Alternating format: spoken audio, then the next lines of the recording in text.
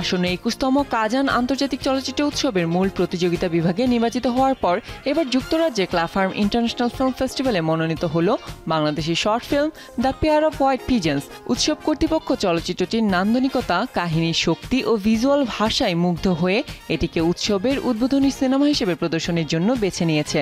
এ ঘটনায় উচ্ছ্বসিত তরুণ নির্মাতা শাহরিয়ার আজাদ সৌমিক। উৎসব কর্তৃপক্ষ জানিয়েছে, আসন্ন উৎসবে the pair of white pigeons কেবল উদ্বোধনী চলচ্চিত্র হিসেবেই নয়, বরং একটি অনন্য লাইভ মিউজিক অর্কেস্ট্রা প্রোগ্রামের অংশ হিসেবেও প্রদর্শিত হবে।